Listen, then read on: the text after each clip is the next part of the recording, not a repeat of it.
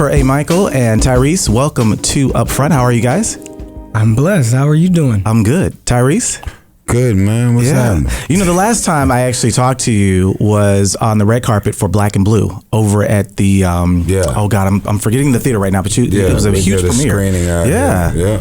Love that movie. Thank you, man. Yeah. You guys are here to talk about your new film, 1992, which I had a chance to check out. Loved it.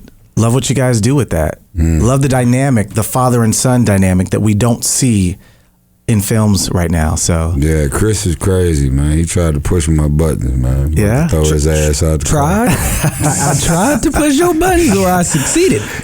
You did. So I got to go back here, Tyrese, because we're talking about 1992. We're going all the way back to that time. You were living in California and living in Watts at that time. So Yes, can you sir. take us back to that and how real was this for? Because this is not just a film for you, but this is actually what you experienced, and you were probably around the age of the character that Christopher is playing, correct?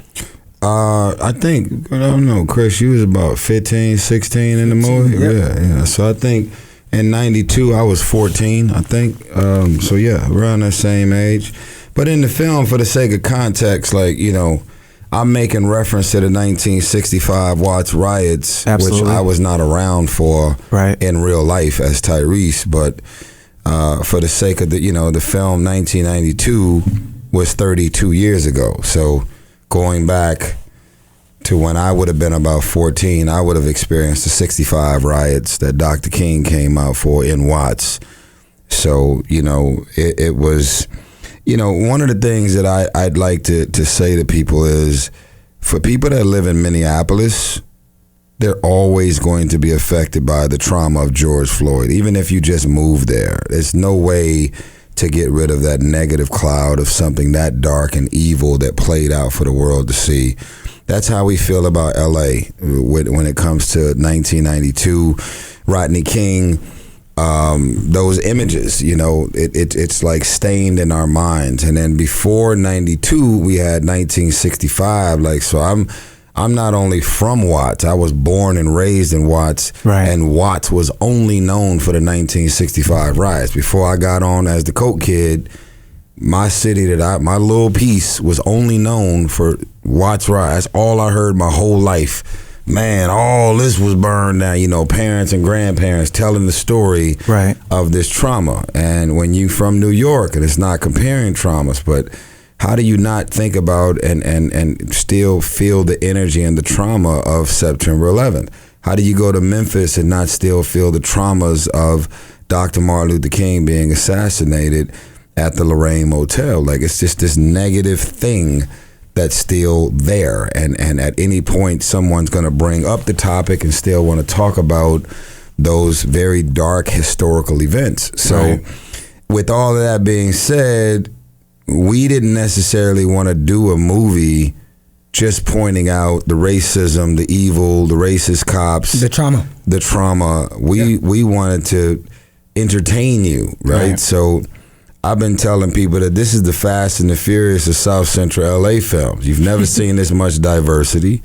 You've never seen this many white people in a South Central LA film ever. It was interesting because I noticed that. I was like, okay, because for me, it's about when I see something like this, particularly a historical piece, I always go back and look at and compare it to the actual video. Yeah. And I was like, wow, okay. Yeah, so you here's the rundown because I'm from there. You got Colors. Sean Penn was in there, police officer, doing wrong to black and brown people, like, And you got Minister Society, Boys in the Hood, Poetic Justice, Set It Off, Straight Outta Compton, Baby Boy. Then you got Training Day, and you got Snowfall, the TV series. No white people, no white directors, no white cast, no diversity. Yeah, just all us, black and brown culture in these South Central cinema pieces. And so to have Ray Liotta now in this film, rest in peace, to have Scott Eastwood, to have his whole crew. Dylan Arnold.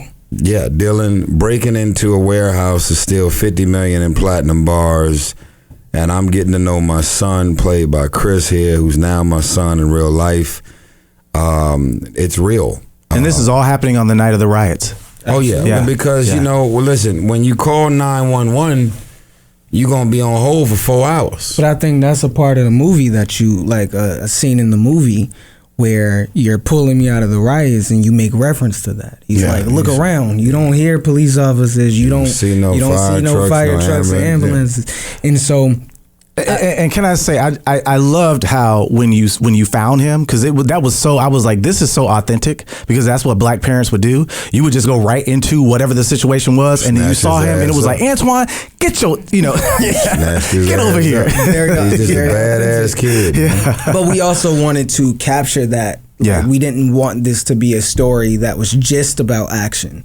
Like, we also wanted to tell the truth of what happens. Like, I'm from North Carolina. Well, I was raised in North Carolina primarily, and when George Floyd passed away, when Trayvon Martin was killed, this has happened so many times, and we had our own situation in North Carolina where a young black male was killed by the police, and we tried to burn the city down. And so this isn't unfamiliar to our struggle as African Americans and black people and black and brown people. And so we didn't just want to tell this story about, a family who's pulling off a heist and we're somehow involved. We wanted it to still be real and very rooted in very real issues while still being entertaining and fast paced. And I hope people get that from this movie that we created. Yeah, you're not going to be bored. Absolutely not. Now, so there was a scene, and I don't want to give too much away. You're going to burn through all your popcorn. Oh. You're going to be like, go give me some more nacho. This movie good as hell. But there was a scene, you guys, that I don't want to give too much away, but there was a scene, a very intense scene with you two. Mm. Can we go back to that time on set? Because I always look at actors' eyes and follow the story through your eyes, and there was a lot, Tyrese, that you were saying in that moment, and there was a lot, Christopher, that you were saying in that moment. Can we go back to that moment, and what was it like filming that? I don't want to give that away. If I'm being honest, that's a moment. Go ahead. I'll answer the second part of the question. What was it like filming it? It felt real. Honestly, I think me and Ty, we did a great job at making sure that our bond outside of set, which we were very close, didn't spill over into the characters in terms of having to have as much separation while being so close together in the film. Like, we spend basically the entire film together for the most part. Right. But we wanted to show the separation, although we are in close proximity. And so I think we did a very good job at improving moments and having very real dialogue about how this actually affects young black and brown kids across America. Right. With a parent who is incarcerated, a parent who's trying to come back into their life. And we spent a lot of time working on just building this specific dynamic that hopefully touches the hearts of people and make them want to be different. Well, no, it was as a viewer watching it was very intense, because I'm looking, Tyrese, at your eyes, I'm looking at your hands, I'm looking at your reaction. I just the thing is, man, these kids are crazy these days, bro. You know what I'm saying? They don't understand the concept of going in the backyard to get a switch and having welts on their arms from their mama whooping that butt when they deserve it. It's like they arguing with their mamas these days and their dads. It's a back and forth. So I was not in Chris's life in this film. I just got in his life because something really bad happened in the family, and I ended up with full custody. And I had to say, in my mind, I know I just got here and you just got here, but I'm not here to talk you into nothing. This is what we doing, this is what we not doing. I'm your father, period. And the father part of it right now, not being, inappropriate, but a lot of relationships when it comes to father, if you don't have a presence in your child's life, then you're just semen. You're just you just help to co-create me with mom, but there's nothing about you or your life, your presence, your energy that has nothing to do with mine. So here we are in this aggressive situation. I get this teenage kid who's in the hood trying to figure out, am I this, am I that? And then I have to give him all the reassurance in the world that I'm that. Yeah. And I know you not that. And let me give you every example I can every step of the way to make you understand that. And so kids who are out here trying to figure out how to be crazy, how to be hard, how to be gangster, how to sell that, how to do that, how to have a gun, how to do all the crazy things that they want to go viral with, and they don't have a father that's checking them and putting them in their place and coming down on them, you know, because there's a lot of love in the word no. And when no don't work, then you got to get in that chest. Yeah. And you got to be a man that's like, okay, what level do you want to take this to? You know, and so I was very proud to create those experiences and that dynamic with Chris, because irregardless if you got a father at home or not, you're going to be a teenage boy and go be like, damn, like I don't have a father in my life, but is this what it would be like? Yeah. Because he said he didn't want to come home after school. And his father told him. And he was mad about it. You coming home after school. Angry. And that's just what it is. Yeah. And he scraped out his plate and he said what he said, and he got that. He threw all those eggs and bacon, all that good. All that as good you food can away. imagine, a 16-year-old teenage boy tell his mama's raising him on his own, I ain't coming home after school. Me and my boys about to go play video games and go play ball at the park. And she's sitting there, no, you need to come home. Right. No. You gonna be at home after school. Whatever, man. Yeah, yeah. You gonna bring your ass to the house right after school because that's what I just said. Absolutely. This is not up for discussion. See, parenting these days don't come with boundaries. Parenting these days come with, I'm the mother, I'm the father, and what I want you to do is up for discussion. That's why there's no structure. That's why there's no boundaries. That's why you trying to figure out, like, who is the head of the household? Because all these young teenage moms or teenage dads are growing up and they're raising their kids as homies. So there's no specific boundary. Okay, you should say that's grandma. Yeah. Yeah. That's grandpa. Yeah. That's mama, that's daddy. And we homies. Yeah. No. Your homies are playing Fortnite with you.